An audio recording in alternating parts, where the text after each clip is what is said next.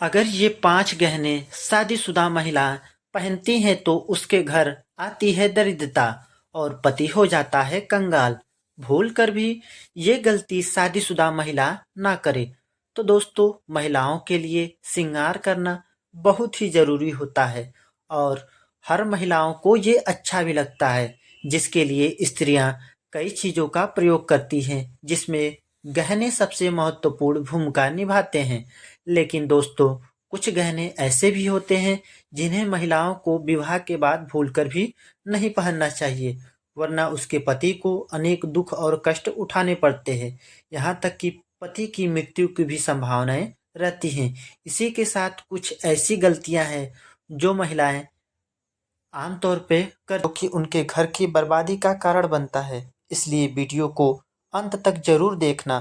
शास्त्रों और पुराणों में ऐसा बताया गया है कि महिलाओं के खास श्रृंगार करने से उसके पति के भाग्य में वृद्धि होती है। दोस्तों, शास्त्रों में यह बताया गया है कि हर सुहागन महिलाओं के लिए उसका मंगलसूत्र, माथे पर सिंदूर और हाथों में चूड़ियाँ, इन 3 चीज़ों का बहुत महत्व होता है, जिसका अगर महिलाएं अच्छे से इस्तेमाल करे तो उसका पति धनवान बन जाता है। अगर कोई महिला अपने पति के नाम से श्रृंगार करती है तो उसके पति की आयु भी लंबी होती है और उसका भाग्य भी चमकता है। लेकिन अगर वह अपने श्रृंगार में कुछ ऐसे गहने पहन लेती है जिसे वास्तु और पुराणों के अनुसार बिल्कुल भी शुभ नहीं माना जाता, तो उसके पति का भाग्य खराब हो जाता है।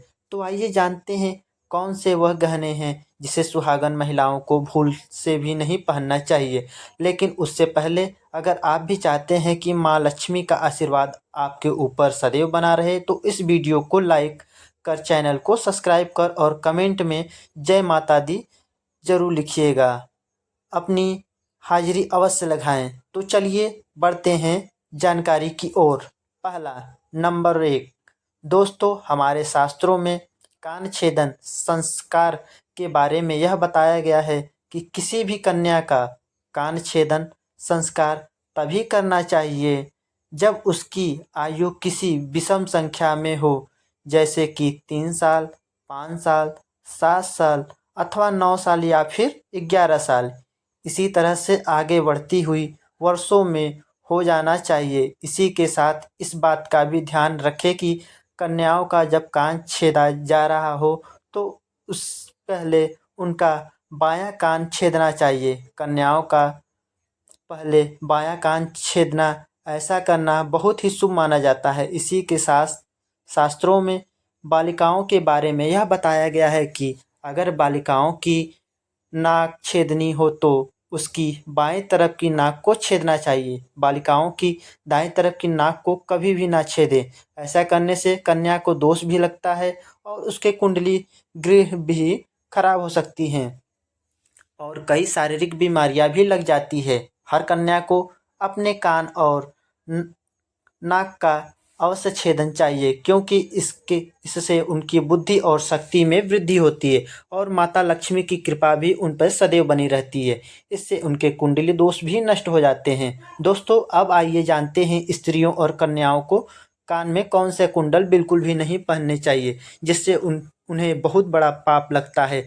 दोस्तों, बाजार में कई तरह के कुंडल मिलते हैं, जिसमें से कई सारे नकली धातु से बने हुए आभूषण होते हैं, जिन्हें कई माताएं बहनें बिना सोच समझे इन्हें धारण कर लेती हैं। इसके बारे में उन्हें पता नहीं रहता, लेकिन इससे उन्हें तमाम तरह की परेशानियों का भी सामना करना पड़ता है। इसलिए वास्तुशास्त्र में बताया गया है कि अगर आपको नई नई कुंडल धारण करने का शौक हो तो आप उससे कुछ समय के लिए पहन सकते हैं, लेकिन नकली धातु को ज़्यादा समय के लिए अपने कान या फिर नाक में धारण करके ना रखें। अगर आपको लंबे समय के लिए कोई कुंडल पहनना है तो आपको चांदी या फिर सोने का ही प्रयोग करना चाहिए। अगर आप अपनी कान या फिर नाक में किसी और धातु का कुंडल पहनते हैं तो आपको इसके प्रयोग से कई सारी परेशानियों का सामना करना पड़ सकता है और आपके भाग्य के बिगड़ने की संभावनाएं रहती हैं और आपके ऊपर कई तरह के गृह दोष भी लग सकते हैं। अगर विवाहित महिलाएं किसी भी नकली धातु का कुंडल धारण करती हैं तो उसके पति के भाग्य और किस्मत पर गहरा प्रभाव देखने को मिलता है। उसको गंभीर बीमारी भी जकड़ लेती है। इसी के साथ आपको यह भी बता दें कि किसी भी कन्या या फिर महिला को कभी भी अपने कान और नाक के छेद को खाली नहीं छोड़ना चाहिए। अगर आपके पास कुंडल नहीं है तो आपको नीम के पेड़ की छोटी सी डंडी को कान या फिर नाक में डालिए, लेकिन इसे कभी भी खाली ना छोड़े। आपने अपने बड़े बुजुर्गों या फिर नानी दादी को यह कहते हुए सुना होगा कि कान या फिर नाक के छेद को कभी भी खाली नहीं छोड़ना चाहिए, वरना यह अनर्थ के समान होता है। नंबर 2, दोस्तों, हमारे शास्त्रों में यह बताया गया है कि किसी व्यक्ति को सबसे भारी दोष तब लगता है जब वह किसी दूसरे व्यक्ति की चीज को इस्तेमाल करता है।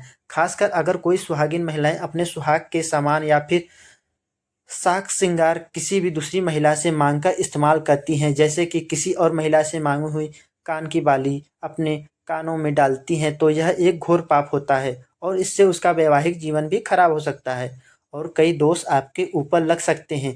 ऐसे में आपको मंगलसूत्र भी किसी और का इस्तेमाल नहीं करना चाहिए, नहीं तो आपको आपके दाम्पत्य जीवन में बहुत बुरे प्रभाव देखने को मिल सकते हैं। खास करके अगर आप किसी महिला से मांगकर सिंदूर, चूड़ी या फिर कान की बालियां पहनती हैं, तो आप सावधान हो जाएं और आप भी किसी से यह चीज़ ना लें और ना ही अपने श्रृंगार की चीज़ किसी और को दें। नंबर 3, दोस्तों, विवाहित महिलाएं अपने पैरों के बीच की 3 उँगलियां में बिछिया पहनती हैं। दोस्तों, महिलाएं बिछिया सिर्फ साक श्रृंगार के लिए ही नहीं पहनती, बल्कि शास्त्रों में यह बताया गया है कि बिछिया पहनने से पति और पत्नी के बीच प्रेम में वृद्धि होती है और उनके रिश्तों में हमेशा मिठास बनी रहती है।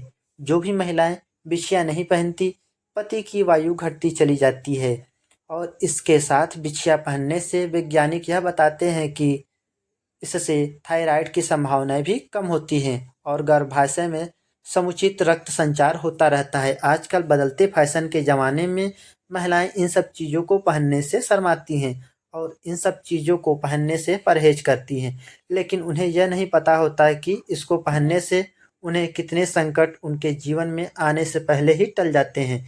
इसी के साथ दोस्तों, आपको अपने पैरों में हमेशा चांदी की बिछिया, चांदी की धातु की पहननी चाहिए। बिछिया अगर मछली के आकार की होती है तो यह सबसे ज़्यादा असरदार और प्रभावशाली मानी जाती है।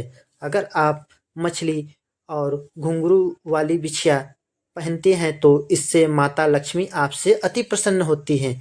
तो दोस्तों, आपने यह तो देखा ही होगा कि घर में हमारी दादी नानी भी बिछिया और पायल पहनती हैं। वह घुंघरू वाली होती है क्योंकि घुंघरू की आवाज़ माता लक्ष्मी को आकर्षित करती है। ऐसे घरों में माता लक्ष्मी का सदैव वास होता है। नंबर 4, दोस्तों, गहनों की तरह ही कपड़ों का संबंध भी व्यक्ति की किस्मत से जुड़ा हुआ होता है।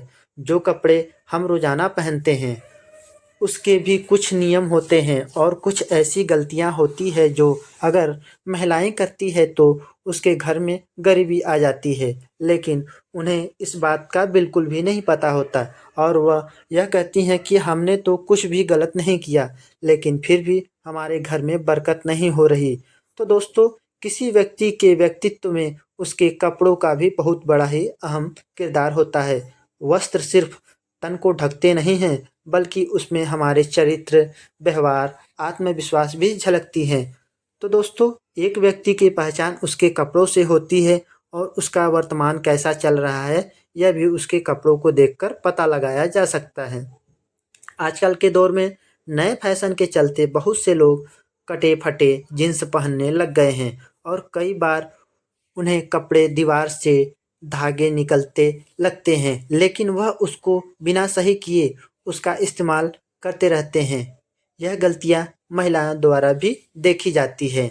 ज्योतिषी शास्त्र के अनुसार ऐसे कपड़ों को पहनना बहुत ही अशुभ माना जाता है। कटे फटे कपड़ों से शुक्र ग्रह भी प्रभावित होता है और यह हमारे जीवन में होने वाले शुभ अशुभ घटनाओं के लिए जिम्मेवार भी होता है। ज्योतिष शास्त्र के अनुसार कटे फटे कपड़े को पहनने से शरीर क्षमता और ऊर्जा नष्ट हो जाती है और इससे हमारा शरीर अनेक प्रकार की बीमारियों से ग्रस्त हो जाता है। शुक्र ग्रह के प्रभाव से बचने के लिए आपको कटे-फटे कपड़े पहनने से बचना चाहिए और महिलाओं को इस तरह के कपड़ों का तुरंत ठीक कर लेना चाहिए, जिससे धागे निकलते हुए हो या फिर वह कहीं से भी खराब हो गई हो।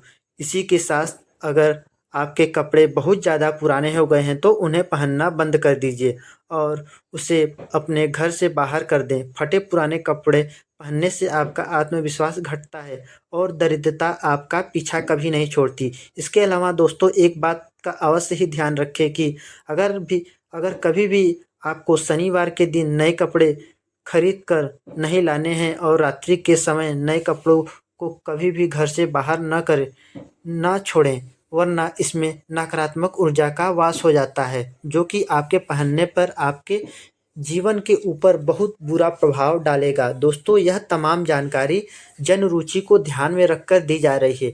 वास्तुशास्त्र के उपाय को अपनी आस्था और विश्वास पर आजमाइए। वीडियो का उद्देश्य मात्र आपको बेहतर सलाह देना है। इस संदर्भ में हम किसी भी प्रकार का दावा नहीं करते। एक बार कमेंट बॉक्स में जय माता लक्ष्मी लिखकर अपनी हाजिरी लगाना ना भूलें, ताकि माता का आशीर्वाद आप पर बना रहे। तो दोस्तों, यह कहानी आप लोग कैसे लगी? मिलते हैं अगले वीडियो में, तब तक के लिए जय माता।